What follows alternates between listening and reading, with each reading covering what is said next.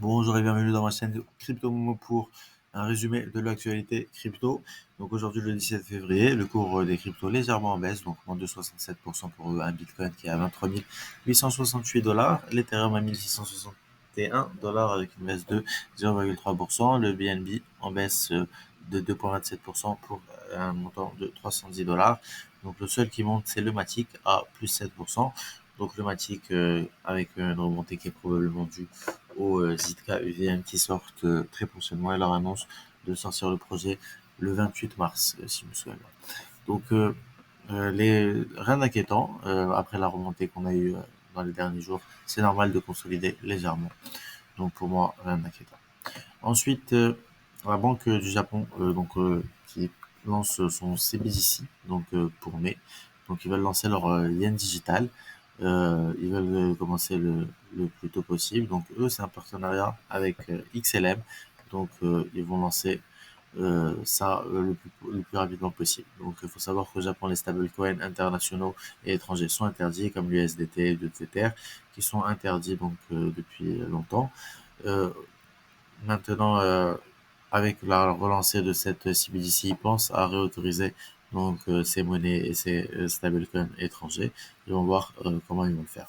Euh, Ça va être donc le but c'est de le lancer pour mai, donc fin avril-mai.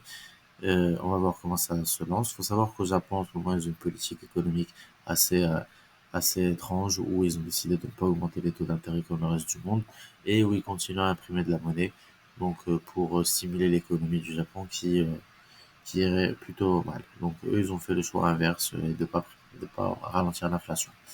Donc, on va voir l'impact de cette monnaie digitale sur l'économie japonaise et comment ça va se passer. Ils pensent que l'intégration de DAO et NFT va aider à augmenter la cool Japan Strategy et supporter leur gouvernement.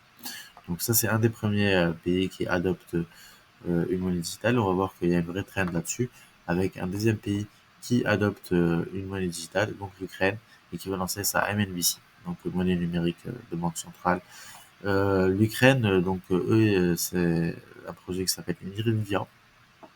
Ils veulent le lancer, c'était prévu pour l'année prochaine et ils veulent l'avancer d'une année. Donc Nirivia, ça va être peut-être la première monnaie digitale européenne et le plus tôt ils vont le faire, le plus tôt ça va contribuer à diminuer les cas de corruption qu'on voit en Ukraine en ce moment.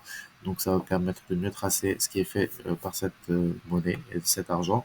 Et donc ça va contribuer à l'essor peut-être de ce pays et aussi peut-être avoir plus d'aide dans leur conflit aujourd'hui.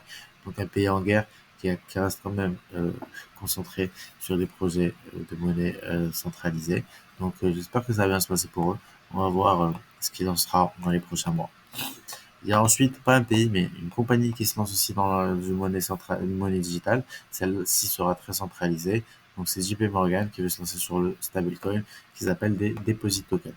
Donc, malgré le fait que JP Morgan déteste les bitcoins, il n'est pas contre utiliser les produits des crypto-monnaies dans sa compagnie et fait générer de l'argent avec pour en toucher des revenus. Et il se lance avec le deposit token. Leur but, c'est de garder la main mise donc, sur la création de monnaie avec les banques centrales. Comme ça, il y aura les banques d'investissement et les banques centrales qui vont créer des monnaies digitales stables, centralisées, auxquelles les gens pourront faire confiance. Donc, c'est ça son argument. Donc, un deposit token. Bon, le but pour eux, c'est de le sortir, mais vraiment pas tout de suite. Donc, pour l'instant, c'est encore en projet. Et leur but, c'est vraiment de fournir aux banques un système de paiement plus transparent que le paiement traditionnel. Donc voilà, le deposit token. Et ça a pour but d'évincer les cryptos pour conserver le monopole des banques sur l'argent. Alors bon ben, écoutez, on va voir comment ça se passe, ça reste de l'adoption. Maintenant j'espère que dans la narrative future, ce sera pas ces banques-là qui vont avoir le contrôle sur la monnaie, vu que c'est exactement ce qu'on cherche à éviter. Voilà. Donc ensuite, Binance toujours dans le viseur et sous la tourmente, donc avec un transfert suspect de 400 millions de dollars. Donc ça rappelle beaucoup ce qui se passait entre FTX et Alameda Research, donc des transferts de fonds entre des compagnies Binance US et des sous-compagnies de Binance. Alors les gens se questionnent, qu'est-ce qui est fait avec cet argent? Est-ce que ça provient des fonds des utilisateurs? Et on n'a pas vraiment de réponse de la part de Binance, si ce n'est un tweet qui dit que ben, Voilà, ils ont des employés de la SEC, du FBI, du New York Fed, qui sont là pour surveiller le taux et contrôler le taux. Donc tout ce qu'ils font, c'est c'est contrôlé et c'est régulé, donc il faut pas s'inquiéter. Ils pensent que c'est pas, ils promettent que c'est pas de l'argent de clients et qu'ils n'ont jamais utilisé l'argent des clients des fins personnelles et qu'ils ne le feront jamais. Donc, on est toujours 1-1 au niveau des réserves. Donc, voilà, ils se cherchent à être rassurants, mais sans justifier qu'est-ce qui est fait de cet argent. Donc, bon, le mystère pèse encore sur ce transfert et j'espère que dans les prochains jours, on va savoir qu'est-ce qui a été fait de cet argent. Ensuite, Doc One et l'affaire Terra, donc la SEC qui porte plainte et qui va traduire Doc One pour l'affaire de Terra Luna en procès. Doc One, bon, faut savoir qu'il est toujours recherché par Interpol, il est toujours en fuite et recherché par les différentes autorités du monde. Alors, il continue à tweeter, mais pour l'instant, je pense pas qu'il se présentera au procès aux États-Unis pour répondre à la SEC. Par contre, voilà, donc ils veulent le, porter plainte pour l'effondrement de l'écosystème Terra Luna. Donc, et ils portent plainte contre Terraform Labs et son fondateur Doquan. Donc, eux, ils disent que c'est de la fraude, qu'ils ont fraudé plusieurs milliards de dollars. Leur but, c'est l'affaire qui impliquait le stablecoin algorithmique. Ils ont déposé une plainte devant le district de New York. Selon eux, TerraCoin a levé des milliards de dollars auprès d'investisseurs en 2018 jusqu'à 2022, mais à travers des offres de vente d'une suite interconnectée de titres de cryptoactifs dont le Terra USD et le Luna.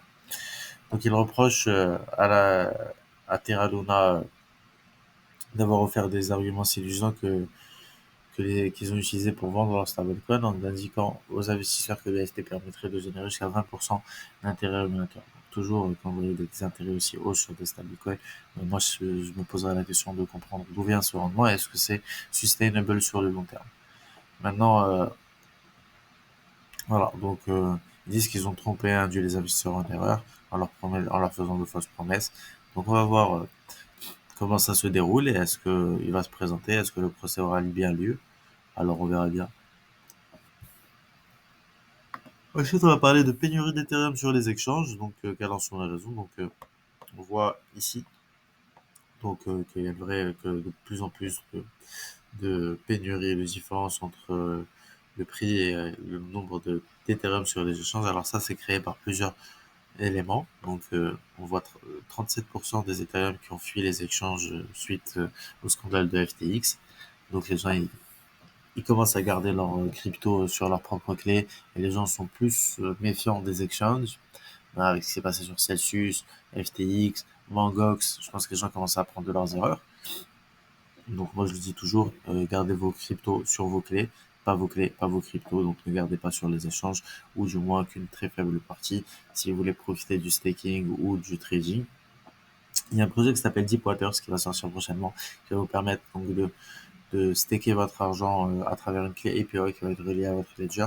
Donc ça peut être des projets qui vont être intéressants et qui vont permettre de sécuriser les cryptos des gens tout en leur donnant accès au staking. Alors maintenant, cette fuite de l'Ethereum s'est causée, comme on a dit, premièrement par une fuite des exchanges. Il y a aussi le fait que les gens ils stake de plus en plus d'Ethereum sur des projets comme Lido, sur les projets donc de staking d'Ethereum. Donc avec la mise à jour Shanghai qui arrive et qui va être relâchée très prochainement, les gens ils ont de plus en plus confiance dans le staking d'Ethereum. Il y a plus en plus de gens qui le font. Et donc ça crée une perte de liquidité d'Ethereum. Et donc, ça risque d'être amené à augmenter vu que pour l'instant, il y a encore très peu d'Ethereum qui sont stakés par rapport à d'autres crypto-monnaies. Donc, ça, c'est à cause du fait que les gens, ils ont toujours peur de ne pas pouvoir récupérer leur argent avec la mise à jour Shanghai. Mais dès que celle-ci serait mise en place, je pense qu'on va voir une augmentation du nombre de staking d'Ethereum et ça risquerait d'augmenter ce phénomène qui pourrait créer donc une pression haussière sur le cours de l'Ethereum. Enfin, voilà. Ensuite, Cardano qui attaque encore un peu Ethereum et qui se défend de eux être une crypto-monnaie qui ne peut pas être jugée de sécurité dû au fait que leur ICO a été fait au Japon et que les investisseurs américains n'y avaient pas accès. Ils ont aussi un mode de staking qui ressemble à ce qui a été fait avec Librairie, qui ont gagné leur procès, donc ça crée un antécédent et un précédent au niveau judiciaire. Donc ils pensent qu'eux, ils ne pourront jamais être accusés d'être une security, ce qui protège l'écosystème de Cardano et protège les investisseurs. Donc on voit qu'il y a une augmentation des baleines qui achètent du Cardano. Et dans cet article, l'analyse prévoit une hausse de 50% du prix du Cardano. Alors voilà, moi je suis pas toujours convaincu des analystes et de leurs prévisions. Et voilà, donc c'est ce qu'il dit. Euh, Diged aussi qui était venu, alors une monnaie algorithmique fortement backée maintenant. On voit ce qui se passe. D'ailleurs, si vous connaissez le projet Platypus, qui est un projet de finance décentralisé sur Avalanche, vous allez pouvoir voir que celui-ci a été récemment hacké pour 8,5 millions de dollars et que donc ça a créé un DPEG donc de dans les crypto-monnaies. Merci et bonne journée.